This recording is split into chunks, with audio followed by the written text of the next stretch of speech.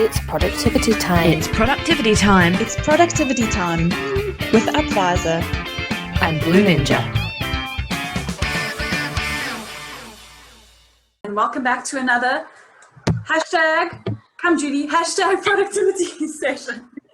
And today, once again, happy to have the ladies from the Blue Ninjas back with us.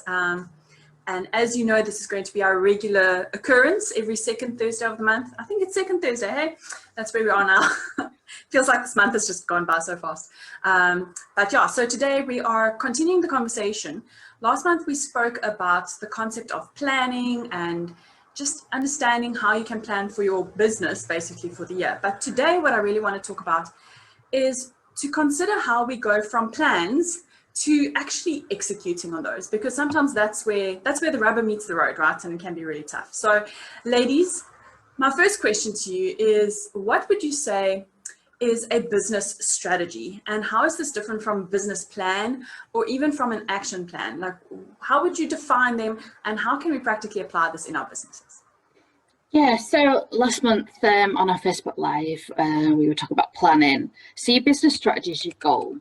It can be short term, it's usually long term, and it should sit in your business plan if you've got one. If not, we might have to have words about that for another time. Yes. So your strategy, it needs to involve goals and priorities, and then, you know, once you've got that set, you can think about how you're going to achieve those goals, what actions you're going to do to mobilising resources and just getting those actions done. So I'm sure you've come across SMART. We might have touched on this last time, which is your specific, be very clear about your end result, your measurable, you must be able to measure your goal and make them meaningful and motivating. Achievable, motivating, we need some motivation. Yeah. And the achievable, the attainable, or are we just dreaming that we're going to Mars? That's not going to happen. Mm-hmm. Realistic, you need to have a reality check in there. Time bound, it needs to have an endpoint. All these elements, you know, these can be smart objectives to get to your long-term goal. And then once you've got that, then comes the action plan. Yes. Yeah. Drum roll. I mean, the action plan is your doing element. So it's the steps that you take to deliver the strategy. So for instance, if you're delivering a project where you have, you know, you'll have some sort of order that you need it to happen in order to get to the end result. You'll have check-ins, milestones, you know, key elements that need to be signed off. So an action plan could be quite detailed in its information that's giving. You know, you've got to be signing people to the tasks and giving them deadlines. Yeah. And an action plan is a living document. So if you think of an event, you know, you're going to have to adapt the event planning according to, you know, who agrees to speak, who, you know, sponsors, that sort of thing. So you're always going to be redeveloping the action plan, but you know that the top elements are always going to be there to sort of guide you on what you need to do next in order to get to the end result, which of course would be to hold the event. So it's the who will do what, by when, how much. I think budget is also a very important part of an action plan. You need to make sure you can pay for it, and also that you have an idea about how much time it will take people to do their responsibilities. There's no point in volunteering, you know, Joe to do 90% of the work, and Joe's already doing a full-time job. So you've got to be very smart with what you're going to be putting into your action plan, and also making sure you've got the resources to deliver. And you know, a plan may not have deliverables. You know, as Julie said, you know, it's lofty, it's an idea. So it's often bringing that concept or that idea into some sort of structural phase that you can also measure. I mean, you know, looking back at the SMART objectives, you need to be able to measure your action plan very succinctly. I like what you mentioned, Louisa, about making sure you understand who is responsible for what, especially if you're more than just yourself in the business. And even if you are just yourself in your business, because you have service providers that come alongside you, right? And I've definitely found that to be able to allocate responsibility makes such a big difference in the possibility of success, right? Because then at least everyone knows what is expected of them. There's clarity, there's you're aligned in terms of where you're wanting to go. But sometimes making sure that you can communicate your strategies and your plans and these lofty goals and ideas to your team members can be quite hard. But yet at the same time, it's so important to get them on board, because you want to be moving together in the same direction to be able to get to the same goal, right? So what have you guys done to be able to learn about communicating that effectively, and to be able to, especially with the two of you, making sure that there's alignment between you? Yeah, I mean, just want to touch on what you said about, the plan. It needs to be developed with your team. I don't know if you've ever had a situation where you've not been able to go to a meeting for whatever reason, and then they go, oh, here's 5 actions for you. And it's like, oh, I can't do those, or I don't have the time or the skills. And it was just like, it shouldn't be done to you. It's a collaborative experience. And it's frustrating. It saps enthusiasm, and it's about being a team and all, going towards the same target. And also having the right skills to do it. Don't send the person that doesn't have the technical skills to go and choose some software. It's just like, put your hand up about what you're good at and what you're bad at. And it's just like, nobody wants to be put in an uncomfortable position. So for us, it's about dividing up what we need to do, who has the skills, or has the want to develop the skills. There's nothing worse than saying, I want you to do website development. Well, it'd take a very long time if you got me to do it, because it's not my background. So it's that whole being honest. I mean, we're not all experts in everything, that is for sure. And that's why you get service providers in to support you through the bits you either don't have time to do, or you don't have the skills to do. Yeah. And you also need to agree how you communicate together. So there are so many tools out there that you can use as communicating internally. For Julie and myself, we use Microsoft Teams for business, WhatsApp for personal. We're trying to not cross those over as much as we used to. It's hard. Yeah. And, if it comes through WhatsApp and it's in an evening message, generally it's going to be, a chat between us, whereas, we try to put anything on Teams that we need to then deal with the next day. And also for clients, what we were trying to do was get clients to email us to guide us on what they were doing, but they'd either not send it, or it was so slow or something. So we found that WhatsApp with our clients, just a little group, helped us enormously to get past that small thing that we needed them to guide us on. And we found that that's effective. But when it comes to maybe assigning a task or giving us their thoughts on what they needed, that then went back into an email. So we had it written down on what the end result was going to be. So we can then work out what the action plan was from that task. And I think with communication, you should discuss it at least monthly. I mean, Julie and I we're talking maybe twice a day, I think, at least. To make sure that what we're doing is we're aware of what each other's tasks are. I asked Julie for help, she asked me for help. So we use that as a strategy for us of making sure that we're on track with everything. And Julie's skill set, I mean, I often ask Julie to help me with planning because she's so good at it, and I'm lost in Canva and designing and everything. So it's quite nice to have that support function as well within the team to say, we've got this deliverable today. Are you okay? And I find that's quite important as well to build into the communication, that time to go off and do something, but also to come back and make sure that everything's in place. Slack and Canva are great tools for doing internal project work, but often you find if someone in the team struggles with them, they're less likely to be involved. So you've got to provide training and support and make sure that person is comfortable using the system. And if it's not, I think you need to revisit what the system's purpose is, because you need everyone on board. And if they're not, what's the problem?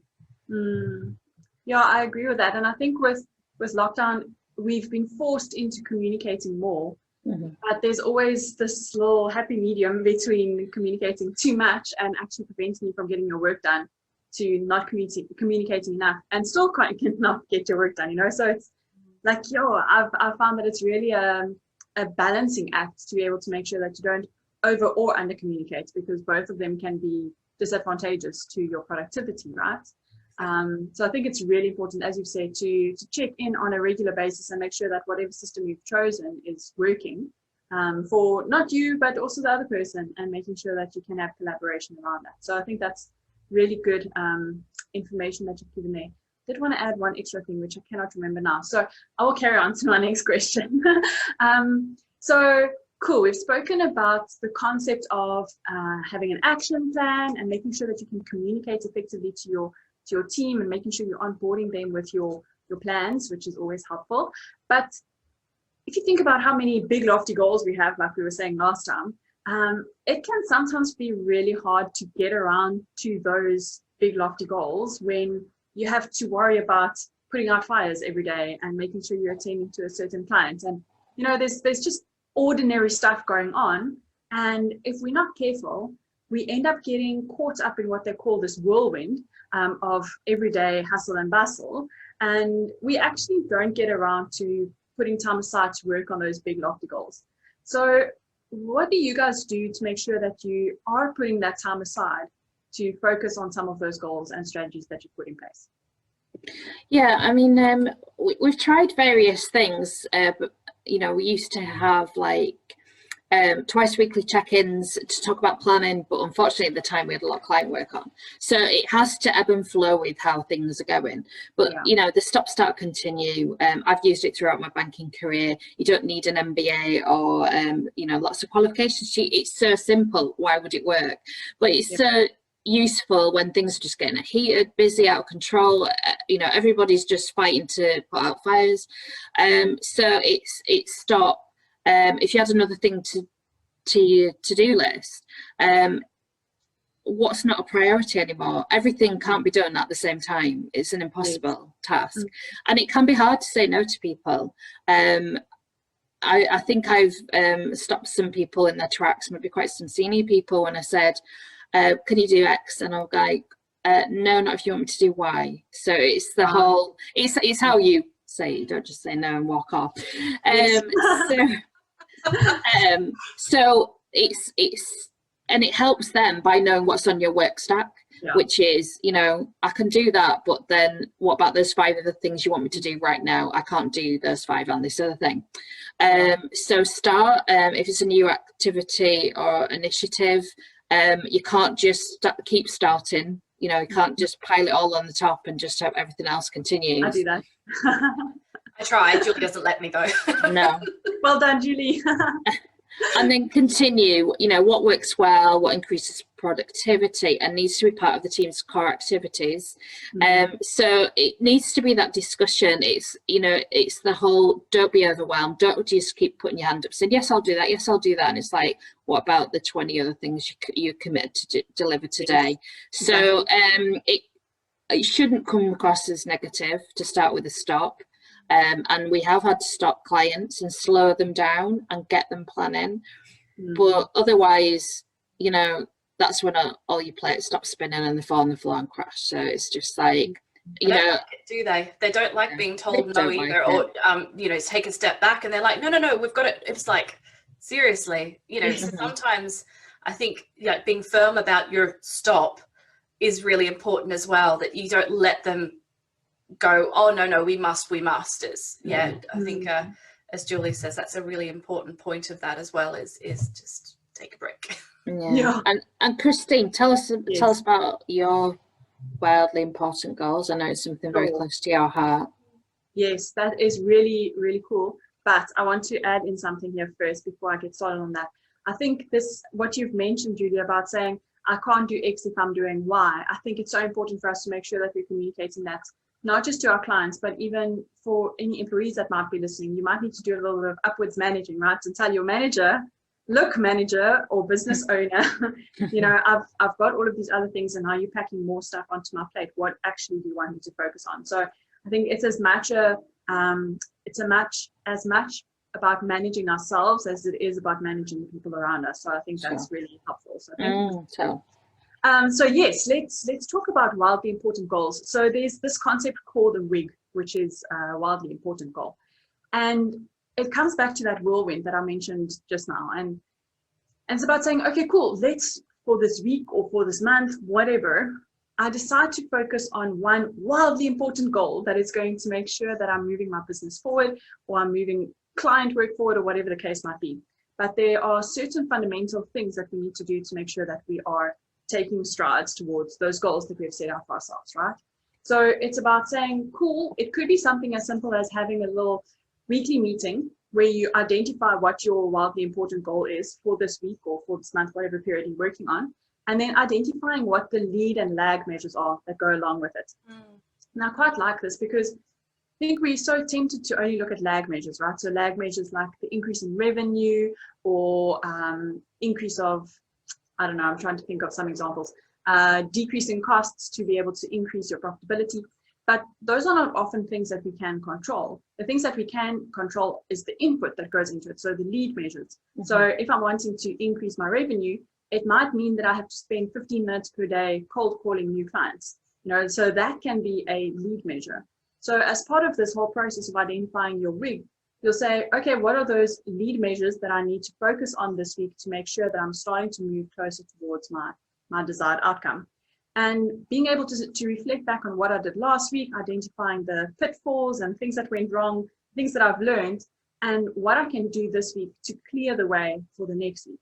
So if I'm reflecting on Friday, for example, in preparation for next week, I'll say on Friday, cool, what can I do on Monday, for example, to clear the way for the rest of the week to move closer towards my week? And they've got this concept of having a scoreboard in place and making sure that the whole team is on board with what is happening, and the scoreboard is visible. Everyone knows what's happening with the lead and lag measures, and you actually as a team can start moving forward towards that week that you've set out for yourself. And I like this concept. I think it's so important for us to make sure that in amongst everything else with whirlwind and normal hustle and bustle and whatever you want to call it, there are still other things that are really important that we don't get to unless we focus on it. So if there is anyone interested about learning more about the concept of a wig, I'll put the link in the comments below. It's from a book called The Four Disciplines of Execution. Really valuable book. I would recommend it for any business owner that's running a team. And even if you're just running yourself, it's helpful just to stimulate the thought process around that. So I think that's really helpful. Cool. So next question. How is a strategy different from, or how does it follow through from your vision or your mission that you have set out for yourself? Louisa, I've been doing lots of talking. Tell us about this. Yeah, sure. I mean, a vision is what you want to accomplish. It's your big goal. It's an idea that you strive towards. It's conquering the moon, shall we say? A mission is a general statement about how you will achieve your vision. So if you're going to conquer the moon, you need to get there. You need to have a plan, and the strategy is how to make these missions happen. So how to make the planning happen. So it's really important, I think, to take your vision, put it into a mission, and then build a strategy around it. And then you'll have your action plan underneath with your vision in the back of your mind about what your big goal is. It could be 3-year, 5-year, however long you want your aim for your vision. And then underneath it are all these little elements that play into that. So I think with the strategy will change. We know from our previous chats that nothing's set in stone. You really need to be able to work around to then get to your mission and your vision. So so I think it's playing around with achieving something through changing tactic. If something's not working, evaluating and measuring your strategy to make sure that you can achieve your vision. And I think often people talk about the why. What's your why in business? Yeah, that's based on your vision. What are you doing? Why are you doing what you're doing? Your vision's going to be based on that concept. If you want to change the world, you're probably going to set up an NGO, aren't you? So, it's sort of thinking about that lovely, glorious, Oh. Exactly. It's not even a word. It's a sound, isn't it? It's that. Oh my God. And then putting it into breakable actions that go underneath it. Yeah, I like that. And Louisa, you mentioned how things sometimes will not work or things sometimes go wrong. in our journey to be able to get to this point, right? So what are some of the things that you have learned, or some things that have gone wrong, some things that we should remember when we are starting to put our strategy and action plans together? So I'd say don't go too high level, don't be unachievable. We're not going to the moon. Sorry, Louisa. It was the first example in my head. Yeah, Christine, we would have picked you up on the way, but we're not going. But also don't get bogged down in the detail. Don't, bring yourself down and just look too far down. It's got to be at the right level. But remember, you've got a finite budget and resources, and you can't take over the world, even if you want to. But you need to make sure that you're not going to work crazy hours. So it's just like, you've just got to get the balance just right. But don't beat yourself up if things don't go to plan that you have put in place. Outside forces affect your strategy, such as the pandemic. I'm sure we had amazing plans of traveling around the world and getting lots of international clients. That's not quite happened. And just refocus and replan. It's your strategy. You don't need to publish it anywhere unless you've got stakeholders or investors. So if things change, the plan can change. But do check in with it monthly, see how you're progressing. It's quite nice. I used to have a manager that she'd go, I haven't written a to-do list today. So at the end of the day, she'd write a to-do list, go tick, tick, tick, tick. And it was just like, it should happen organically by accident because it's part of the everyday work you do. So, and celebrate the successes as you go, because even the small successes contribute to the big successes. Yeah. Don't forget about that. Yeah. And Julie mentioned your stakeholders. So you probably will have external stakeholders at one point, even if they're family. There are people around you that are going to be impacting your business. So, what are their expectations? Well, for the business side, often it will be your customers or your financial contributors. What do you do if you're behind schedule, or what's private versus public information? I had one project where we discovered finance were not telling the board the costs of something because they weren't actually going to do it, but they asked us to do a cost an analysis and sort of put the project together because they got asked to do it, but they never told the president how much it was going to cost. I didn't know that. So of course, when the first question you ask is, well, how much is something going to cost? Yeah. I told them, and then it was like, oh, you should never have released that information. And it's like, but oh my goodness, it's sort of just, you're not sharing information about what the point is. If you were never going to do it, why not be honest at the start as well with them, rather than sort of making these, oh yes, we'll look into this and do that. I mean, it was it was a lot of work for nothing. So and that was really frustrating. So I think the assumption of what's common knowledge and what's not is often difficult to gauge. So in this instance, they should never have had the intention of letting on that they were going to fund the project or deliver the project, and doing a feasibility study just to pacify the board. I mean, it was a joke. So I think you need to weigh in what the impact of this. And Julie, you were talking before about other companies that they spend so much money on product development that's never actually going to happen. Yeah, that's quite scary, hey? Yeah. It is indeed. We're not those companies, but so to hear about it is quite astonishing that people are doing that. So yeah, lucky them. Sure. They might be going to the moon. Save me a seat. That was a new NASA strategy. Yeah. Okay, cool. Let's wrap this one up. Final question for you guys. Planning. I love planning, and people that watch my videos, I'm sure I have picked up on the fact that I love planning. But I also love tools, and I like stuff happening on my computer as opposed to necessarily writing things down. Although I must say it is very cathartic having to write with pen and paper as opposed to typing things out. But in all of these discussions that we've had in terms of planning, are there any tools that you have found that really fits that niche that we are talking about perfectly, or are you still reverting back to the good old pen and paper? Can't knock a pen and paper. It means we get to buy more stationery. It's exciting. That's the most exciting part of my day. I think putting it on a piece of paper. So I have our goals for this year. So I've embracing Canva. I love Canva. And putting it on a piece of paper, and this is our goals for this year. So we've got a strategy underneath the goals. we've quantified them with our SMART objectives, put some dates on there, and this is what we're working towards. And, I think we've added one, we've taken one away when we, started to work through the feasibility of them. But, putting it front and center in front of you is as valuable as anything else. That small reminder of what you're trying to achieve, put your vision somewhere. I love, Julie always talks about, having this lovely wall of what your goals are, your vision, your mission. Vision board, yes. Yeah, all of that can really help to keep things going along. I mean, as you mentioned, we work collaboratively on Microsoft, and even though Louisa and I live in the same city, we haven't seen each other since December. So I'm afraid the pen and paper and sending me a snapshot of my terrible handwriting, or maybe Louisa's terrible, has had to go away and has to go more online. And, we use Kanban boards called Planner that's through Microsoft, that we're just on it all the time.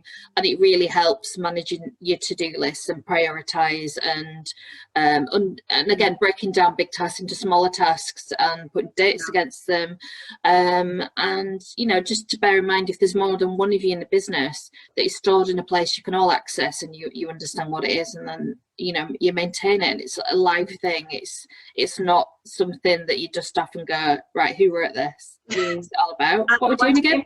That needs to be maintained. That's the problem. You start out nicely, got all these plans, and then you forget about it and find a new system.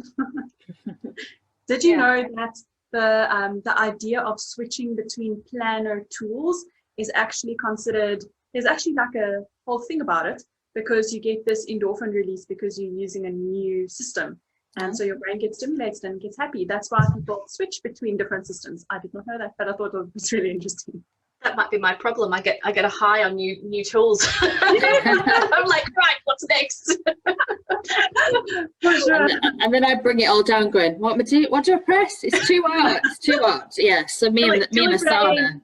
The reality. Yes, I bring the reality check. Anybody want a reality check? Yeah. I'm very happy to do one of those. I think we also don't make a decision on something without talking it through. So when you've got your action plan, we tend to go through it. And make sure that what we're thinking is realistic as well. So I think that decision point of whether to proceed or not is also a critical part of this whole thing. Your strategy, and I could go off on tangents all day, which Julie knows. So she's very much to help focus and keep our strategy on point. I think that's something you really need to watch out with, the sales tactics. People saying, buy now, it's at this price. And it was like, I don't know if I need it. I don't know if it's going to do what I want to do. But the time's ticking down, and it's just like, I do not respond well to that. And it's just like, I sort of liked it, but now I don't know. You've put a clock timer on it. It's not a bomb. It's not going to go off. And it's just like, I'm just like, delete that email, not interested. And then they come back to you going, well, we've got another offer. And it was like, no, it was last week's offer. You said it run out. And it's just like, make your mind up. So I'll be messaging Julie going, oh my God, we've only got a day to buy this. And she's like, stop. Calm down. What is it doing for us? I think you guys are a good match, eh? Yeah. We've got the grounder and the dreamer. Go together well. It works so well. It really does. That's awesome. Cool, ladies. Thank you so much for joining us today. Again, it's been wonderful chatting to you, and we'll see you again in a few weeks' time. And I don't yet know what we're going to be discussing, but watch the space. We'll hear all about it soon. Enjoy your day. We'll chat soon. Bye. Bye. We're doing a hashtag productivity out. This podcast has been brought to you today by Upvisor and Blue Ninja. Upvisor, your strategic financial partner of choice to improve your productivity and profitability. Visit upvisor.co.za to unlock your full potential. Blue Ninja, your online business management team for streamlining and improving your business functionality.